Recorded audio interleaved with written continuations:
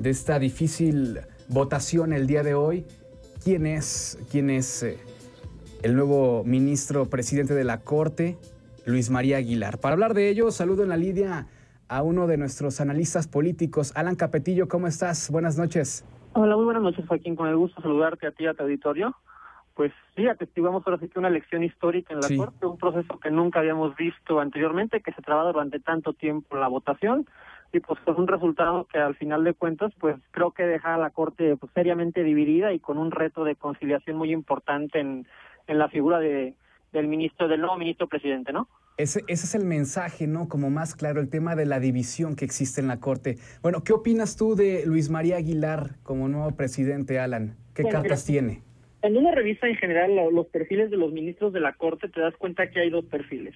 Un perfil académico de ministros que salieron de la academia y que fueron nombrados por el presidente de la República a través del Senado para ocupar un cargo y que tienen un perfil que le llaman más liberal, más abierto, de alguna manera con ideas más frescas. Y tienes otro perfil que es en el cual cae el caso del ministro Luis María Aguilar, que es el tema de hombres que se forjaron en el Poder Judicial, que hicieron toda la carrera judicial, pasaron por todos los puestos y terminaron llegando a la Suprema Corte de Justicia, ¿no? En el caso concreto del nuevo ministro presidente, pues cuando uno revisa su currículum se da uno cuenta de que es francamente impresionante. Prácticamente ha pasado por todos los puestos de la carrera judicial.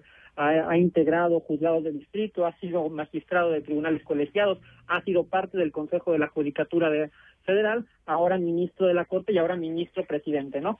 Cosa que además lo vuelve a llevar a encabezar el Consejo de la Judicatura, que para los amigos del auditorio pues tienen que saber que es básicamente el órgano de control administrativo de todo el Poder Judicial. Todos los magistrados, todos los jueces son nombrados y removidos a través del Consejo de la Judicatura, y el presidente de la Corte preside a la Corte y preside además el Consejo. Ese ministro Luis María Aguilar, Alan, ¿podemos decir que es de un corte más conservador? Pues es la impresión que hemos tenido a lo largo de su desempeño en la Corte, que tampoco lleva tanto tiempo, apenas hace 4 o 5 años, 2009, que para los periodos que luego se manejan en la Corte, que son nombramientos hasta de 15 años, pues es relativamente reciente, ¿no? Es un ministro que fue nombrado por el presidente Felipe Calderón todavía, y que en este sentido pues se ha dejado ver pues parte de una ala relativamente conservadora dentro de la Corte, ¿no? Caso muy diferente de ministros como Arturo Saldívar de la Rea o José Ramón Cosío, que se han destacado por tener de repente criterios muy innovadores. Parece ser que el ministro Aguilar ha sido relativamente más conservador, sin ser necesariamente el miembro más conservador de la Corte, ¿no? Pero sí se inscribe dentro de esa ala, ¿no? A tu juicio, Alan, ¿es la mejor elección o es la elección correcta? Pues me parece que es la elección que la coyuntura permitió. No sabemos todavía y habrá que ver, porque aparte la votación pues es relativamente secreta, ¿no? Sí. Y se va a permitir para N cantidad de especulaciones cuál fue el ministro que terminó cediendo a los del otro lado, ¿no? No es fácil en una elección tan complicada, estamos hablando de 32 rondas de votación, ¿no? Imagínate lo que es eso, el desgaste al propio interior al interior de la Corte, entre las relaciones entre los ministros, cómo tuvo que ser ese proceso de negociación para llegar al momento donde uno de ellos cedió. Quizás incluso sus compañeros lo puedan interpretar como una traición. Este tipo de cosas tienen que también tenerse en cuenta, ¿no? Entonces sí es una elección complicada, además en un contexto difícil. La Corte tiene temas pendientes enfrente que son temas difíciles. Van a tener que resolver temas de derechos humanos como el tema de Tlatlaya, de Ayotzinapa, temas constitucionales como los relativos a la constitucionalidad de las diversas reformas estructurales que se han llevado a cabo en los últimos años, la implementación de la nueva ley de amparo, la implementación del nuevo sistema de justicia penal oral. O sea, son temas complicados que una Corte dividida, sin la capacidad para sostener un criterio que alcance el consenso entre los diferentes ministros, pues sí puede generar problemas, ¿no? Problemas de legitimación. Tú imagínate que un caso o alguna sentencia de relevancia nacional, no sé, por ejemplo el caso Florence Cassés o algún otro, terminara reflejando también esta división en la votación. Imagínate la crisis de legitimidad frente a la ciudadanía, que tendría una resolución que fuera tomada por una votación de 6-5, ¿no? O sea, finalmente pues sí es importante de repente que los ministros reflejen cierta unanimidad respecto a lo que consideran correcto, justo e injusto, ¿no? Y cuando tienes decisiones tan divididas, pues todo se vuelve opinable y finalmente la Corte, que es la que debe dar la última palabra, pues termina por de alguna manera faltar a a esa legitimación que luego le da pues votaciones más o menos altas, sin llegar necesariamente a la unanimidad, pero sí que sí requieren pues que haya un consenso, ¿no? Claro, ahí va a tener un trabajo importante el ministro Luis María Aguilar. Oye, en términos prácticos, muy terrenales, para la sociedad, ¿qué nos espera con este nombramiento en específico?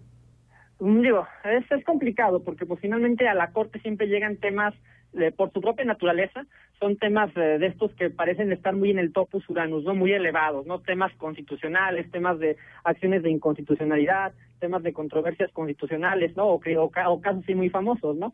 Pero en el terreno práctico tiene que ver más bien con su papel como presidente del Consejo de la Judicatura, es decir, el que controla administrativamente a todos los jueces federales, que son básicamente los que terminan por resolver en el día a día los casos del foro común, que terminan yéndose a través de juicios de amparo a la justicia federal, que es la última instancia.